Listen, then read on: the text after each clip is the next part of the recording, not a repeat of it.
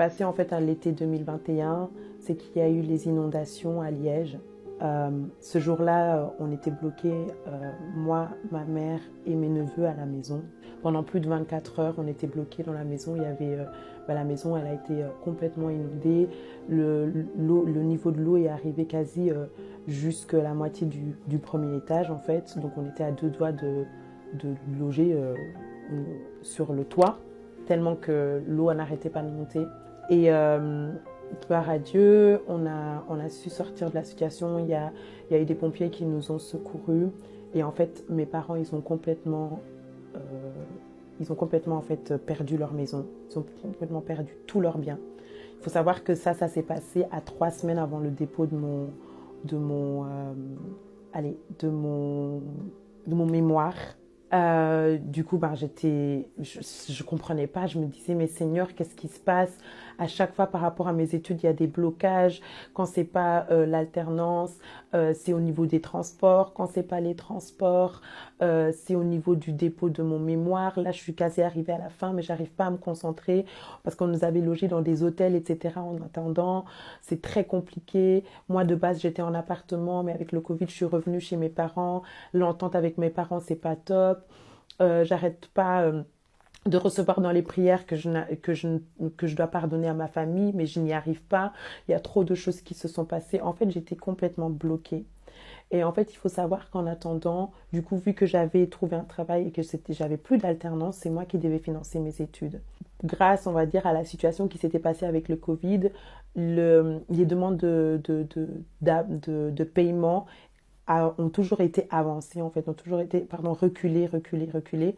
Donc, j'avais eu du temps, entre guillemets, pour rassembler un peu d'argent, mais ce n'était pas assez. Et en fait, au lieu auquel je travaillais, donc ma manager, elle m'a envoyé un message, elle m'a dit, écoute, il y a une association de travail, si tu veux, tu peux t'adresser à eux par rapport à ce qui s'est passé avec ton inondation.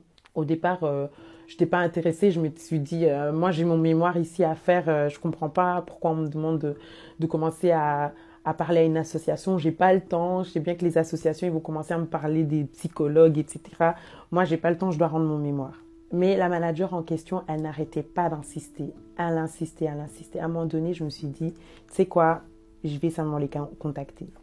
Et je les contacte et de là ils me disent, écoutez, dressez-nous une liste, dites-nous tout ce que vous avez perdu dû aux inondations et nous on essaiera d'aider en fonction de ça. Essayez de nous donner un montant. Moi, je me suis dit, voilà, je vais leur donner un certain montant et ils vont aider en fonction de ce qu'ils peuvent. Je ne m'étais jamais dit qu'ils pourraient m'accorder cette somme-là. Et en fait, en très peu de temps, j'ai reçu la réponse. Et ils m'ont accordé cette somme-là.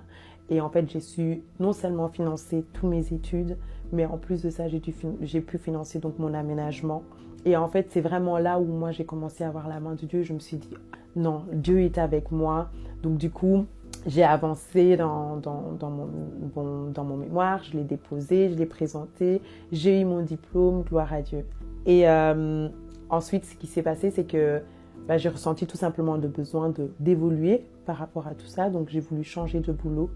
Et dans cet élan où je me suis dit, franchement, Dieu est avec moi, c'est top, etc. Il faut vous dire que j'avais toujours oublié, j'avais toujours mis de côté le fait de pardonner en fait à ma famille. Je m'étais fort concentrée sur mes études. Et en fait, donc du coup, j'ai eu une nouvelle occasion de travail, ça se passait bien. Et au bout de 2 mois, ça commençait à dégringoler. Au bout de 2 mois, ils ont tout simplement mis fin à mon contrat. Et en fait, c'est comme si Dieu me retirait tout parce que je me suis retrouvée dans un nouvel appartement que je n'arrivais pas à meubler parce que je n'avais plus de revenus. Je ne trouvais pas de boulot. J'avais toujours, on va dire, un peu ce mal-être en moi. J'avançais en Christ parce que j'ai eu ma délivrance en 2020, mais je sentais quand même que...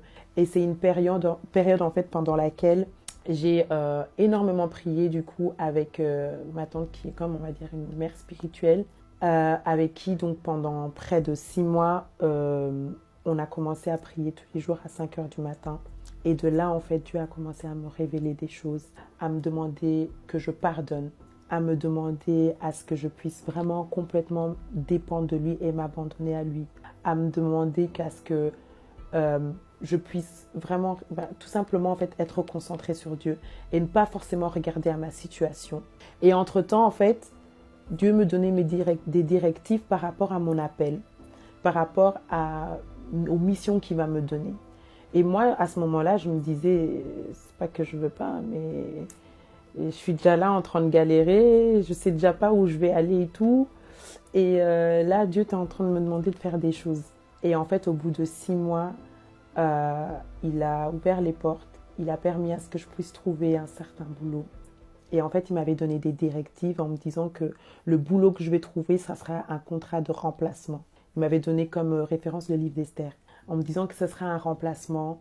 Et en fait, moi, j'avais un dilemme entre un contrat de CDI qui m'était proposé, un remplacement. Et au final, il a fait les choses d'une certaine manière pour que j'accepte le contrat de remplacement, qui au bout de quelques mois s'est transformé en fait en CDI et avec des avantages, etc. Et j'ai vraiment vu la main de Dieu. Et pendant ce moment-là, en fait, c'est vraiment les moments où j'ai prié sérieusement par rapport au pardon.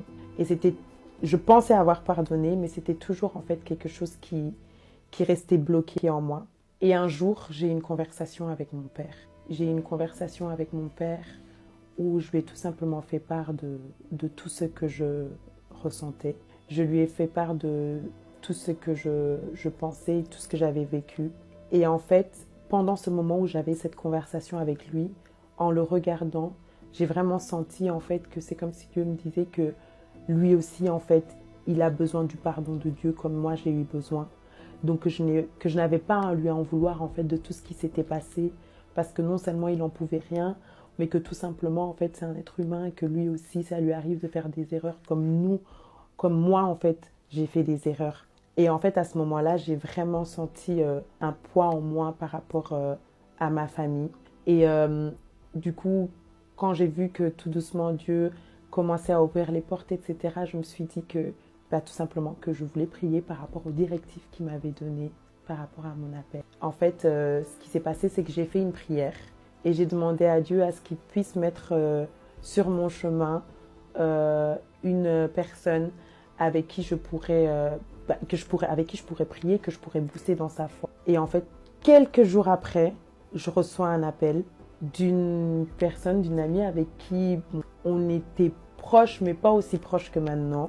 Et en fait, qui a complètement bouleversé ma marche, qui a complètement boosté ma marche en fait, qui m'a amené en fait tout simplement aujourd'hui à témoigner, parler du viol que j'ai eu ouvertement, à parler du manque de pardon que j'avais en moi ouvertement, à parler du fait que j'étais dans une assemblée doctrinale, une genre de secte qui avait en fait étouffé ma foi et qui m'avait mis dans un mal-être. Et qu'aujourd'hui, je peux le dire haut et fort que je suis non seulement heureuse dans ma marche avec Christ, mais que que j'ai vu en fait le bout du tunnel de tout ce chemin sombre. Vraiment, en fait, à partir de là, j'ai vu que Dieu, il me faisait rentrer dans mon appel. Et non seulement ça, en fait, qu'il a ouvert d'autres portes. Donc, j'avais pardonné à mon père et à ma famille, mais il y avait quand même encore quelques difficultés, quelques réticences, etc., mais qui se sont en fait complètement ouvertes. Et qu'aujourd'hui, en fait, j'arrive à avoir des conversations avec mon père sans engueulade, sans avoir à discuter pendant longtemps, parce que j'avais oublié de le mentionner, mais il faut savoir que mon père, il est musulman et que ma mère, elle est chrétienne. Donc ça veut dire que j'étais dans un foyer qui était prédominé, on va dire, par la discipline musulmane, même si mon père, il était ouvert d'esprit, dans la mesure où il voulait nous laisser le choix, il avait quand même fort envie qu'on vienne à l'islam. Et ce que j'avais aussi oublié de mentionner, c'est que la personne, malheureusement, qui m'a violée quand j'étais plus petite, était un jeune pasteur.